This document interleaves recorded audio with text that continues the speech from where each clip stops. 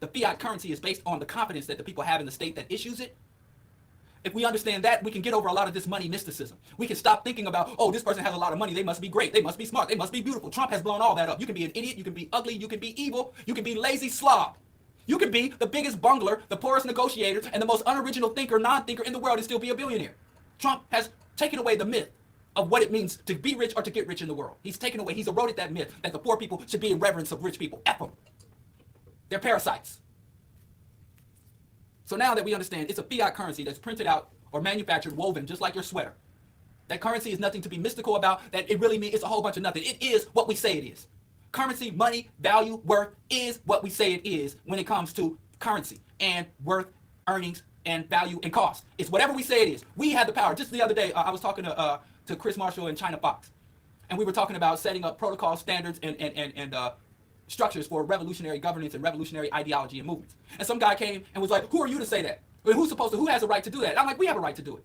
I'm like, who had a right? Who gave George Washington the right to be president? Who gave the founding fathers the right, the founding rapists, the founding enslavers, the right to write the constitution of the land? Give yourself the right. And there are no chosen people. As Dr. John Henry Clark, all chosen people chose them damn selves. All chosen people chose themselves. There is no higher power from on high that chose. Even when you go out and get your certification, as Umar likes to brag that he's a certified psychologist. Who said down, okay, this is what you need to be certified. You need to take these classes, you need this amount of clinical instruction, you need this, and that. Somebody sat there and just pulled it out of their rectum. Everything that's written down was pulled out of somebody's rectum. And then the rest of us can look at it and say, hey, well, just pull it out of their minds. Let me not be vulgar. Just made up. Now, you can use data, you can use stats, you can use empirical evidence. There's all other things you can to infuse your thing, but ultimately the way it's put together and the way it's carried out, it's all up to us. So we don't need to get it bent out of shape. So when people are crying about, oh, $2.2 trillion, all this debt, oh. Dick Cheney said one thing that I agree with in the whole 8 years he was vice president. He said deficits don't matter. Debt don't matter. The U.S. debt, none of that matters. That's for you cotton pickers. For you peasants, for you serfs, for you wage slaves. That's something y'all holler about. The elites don't give a damn. Why don't they give a damn? Ask yourself. The U.S., let me just, because I think I'm getting this wrong. Let me just check this. It's in my notes. 22 trillion, yes, $22.2 trillion. Man, that's a lot. Oh, and y'all gonna lose sleep over that. Oh, the national debt. Okay, the U.S. owes $2.2 trillion. Who does the United States owe its debt to? 70% of U.S. debt is owed to the United States. 70% of the U.S. debt is owed to themselves. And then, y'all always talk about China. Oh, China's taking over. China owns America. China. China owns 5.6% of U.S. debt, which is $1.18 trillion. The United States could pay off debt to China right now, could write a check and not think about it. They like to keep that, oh, China looming, China any day now is going to take over the world. Remember, back in the 90s and the 80s, it was Japan. Japan's taking over. Japanese cars, Japanese cameras, Japanese are going to take over the world. And remember, white folks told us, the Russians are going to take over the world. That's another con game. The people who have taken over the world are the United States and Western Europe. They run the world. And they're the ones out here causing all this pain and suffering. But they have to tell us who sit in the belly of the beast. They want us to continue to shop, to continue to vote, to continue to argue about who wants a dumbass Grammy and not focus on it, because we, being inside the belly of the beast, do present a potential threat. And if they can keep their own citizens pacified, that would allow them more leeway to commit atrocities around the world.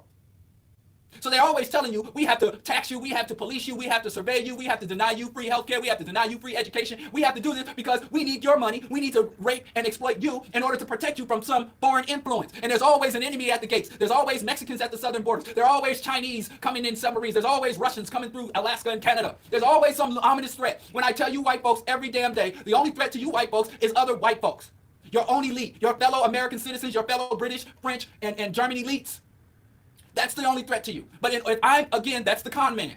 I'm your friend. That guy over there is your enemy. The black guy's your enemy. The Mexican, the Honduran, the Russian, the communist, those are your enemy. Why they got their hands in your pocket and you, USA, why you both hands in the air screaming USA, the Koch brothers and the other white elites who you look up to, who you vote for, Donald Trump, got their hands in both your pockets. And if you're a woman, they got their hands in other places too. But I digress. China, big boogeyman China only owns 5.6% of U.S. debt. Japan owns another 5% of U.S. debt. Japan and China. Japan has been under stagflation. Japan does not have a military. Japan, and I tell you all the time, guess what? The nation, that third highest nation that holds U.S. debt, Brazil. Brazil does not have a military. Japan, and I tell you all the time, guess what? The nation, that third highest nation that holds U.S. debt, Brazil. Brazil holds 1.4% of U.S. debt. Crumbs. And is the U.S. going to invade itself? The U.S. debt is locked up in bonds, and again, it's a fiat system.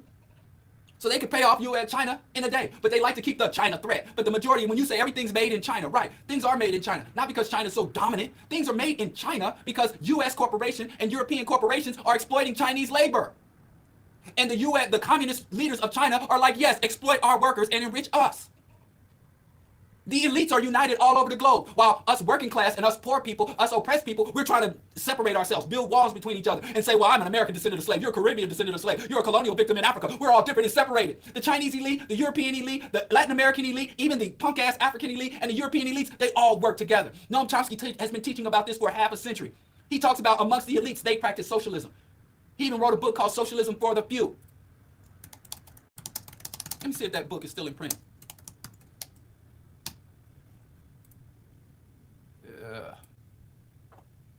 With socialism. Well, anyway,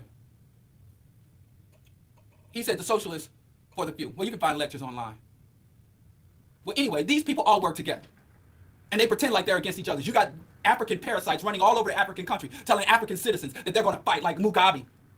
I'm not a supporter of Mugabe, but people love Mugabe because Mugabe is like, I'm going to protect Africa from Europe. I'm going to protect Africa from Germany and France. I'm going to protect Africa from the homosexuals and the degeneracy of the West. The whole time him and his wife is balling out in the Gucci store. Balling out, wearing all the finest designs made by gay Italian designers.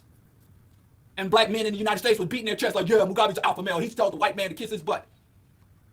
You got Latin American dictators. You got Arab in the Arab world. A bunch of Arab oligarchs and parasites telling the Arab world they're going to protect Islam from the decadency of the West while they're robbing their people. You got American billionaires telling Americans, we're going to protect you from all these foreign lazy people that want to come here and take your hard-earned tax dollar.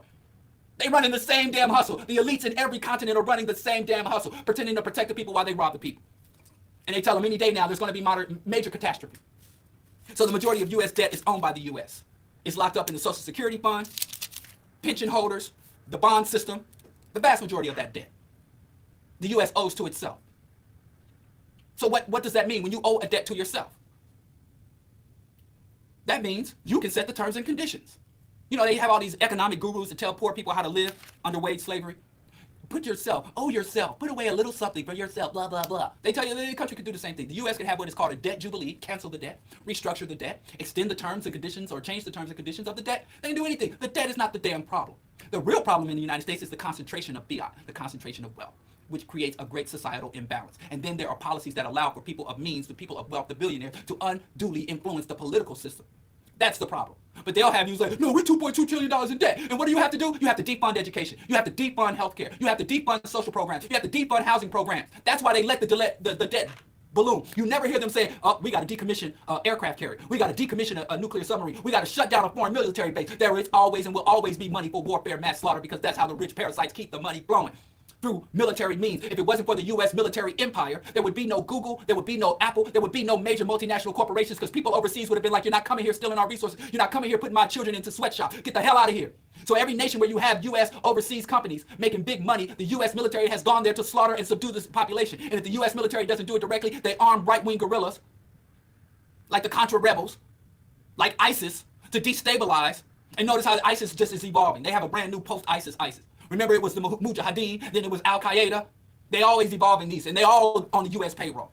The U.S. has to manufacture its enemies to fight because normal people don't behave like these parasites. So don't go, folks. Stop falling for the damn okie doke. And let me tell you something else. There used to be scarcity. Before capitalism, there used to be scarcity. There used to be lack, times of what you would call a depression.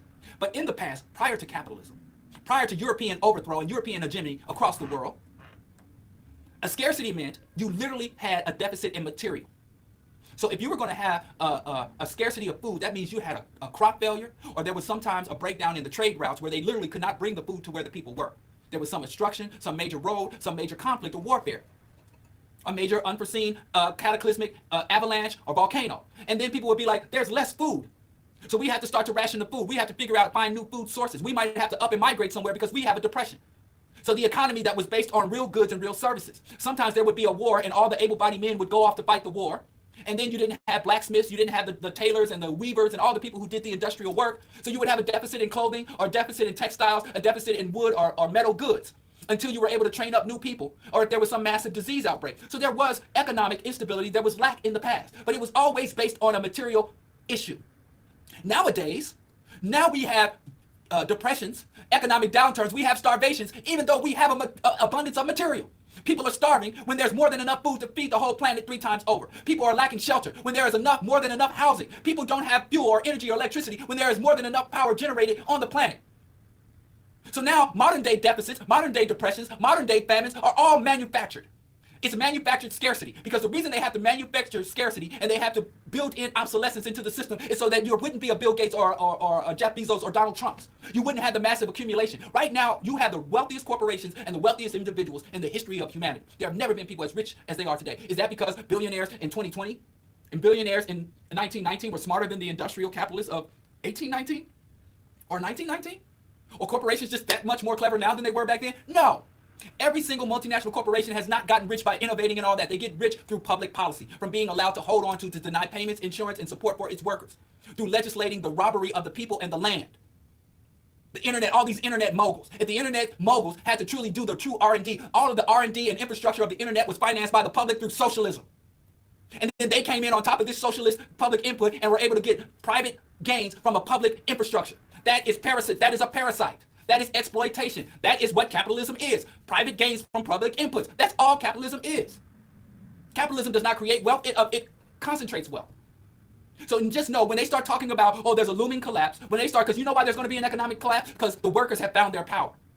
And that's what will bring about an economic downfall and downturn more than anything. When workers figure out, damn, the government was shut down for a month. And after 2 days of workers saying, tell you what, we're staying home. We're not going to work. Oh, let's end the deficit. You got teachers just figuring it out after almost 40 years. Oh, we could just not come to work when the conditions and the pay is not what we want. We all sit our asses home and the system shuts down. And Donald Trump and Jeff Bezos and all the policemen and all these mighty powerful people that got power over us, they don't have any real power. When we organize and stand together, their power becomes null and void. So then they say, we're going to make the economy scream like they're doing in Venezuela. They will starve off the people. Because what do hungry people do? The late great Dick Gregory said, hungry people don't ask questions. When you get hungry, your mind becomes less rational. And that's when we start to cannibalize and fight against each other. When we start pointing fingers at each other. You're a burden on the system. You're on the welfare. You had a bankruptcy. You had a foreclosure. You're less than human. Your car got repossessed. And we start to attack each other. And that's why they want to maintain manipulation of the currency, because they'll make us scream. They'll constrict our abilities to function. And people become more antagonistic when there's a time of lack. But the lack, when they say there's an economic shutdown, there's an economic depression, is the lumber still there? Yes. Are the factories still there? Yes. Is the electricity still there? Yes. Are all the raw materials we need to do productive work still available? Yes. Then why is there an economic shutdown? Well, the lenders won't give credit. And if lenders don't give credit, then investors don't invest. And if investors don't invest, then there's no revenue to fund the work. You don't need revenue to fund the work. I could get up and just go do the work. And that's how sometimes people do. In certain strikes, like in Argentina, they said, oh, we're shutting down the country. There's no money. There's no investment. And the people got up and went to work anyway. And they made the goods, and they said, if there's no money to buy the goods, we will trade the goods. You watch my child, I'll give you some bread. You give me some bread, I'll mend your shoes. You mend my shoes, I'll give you some fish. You give me some fish, I'll do your roof repair. And they had to turn it, oh, whoa, wait, there's no money here. Where's the fiat? We got to drop fiat on their head. That's primitive. You're some kind of primitive economy? Backwards? Stop falling for the money matrix. The only value in this system is not even value in the land. Go read Claude Anderson. The land in America ain't worth nothing. The value is in us, our minds, and our flesh, and we increase value as our willingness to cooperate and work together. Stop falling for the okie doke. Bro Diallo Show. Break free of the fiat matrix. Money is an illusion, and it is an illusion that the people can wrest control over from the parasites. Nobody's done $1 billion worth of work. Every single multimillionaire, every single billionaire is a parasite that we can turn them over. The elites, it's 1%. We can whoop their ass if we organize 5%. We're more than 5 times bigger than the elites. So we need analysis, we need consciousness, and we need organization. Organize. I gotta get out of here. Bro Diallo Show, Q4 Radio. Please go to diallokenyatta.com. Go to Patreon.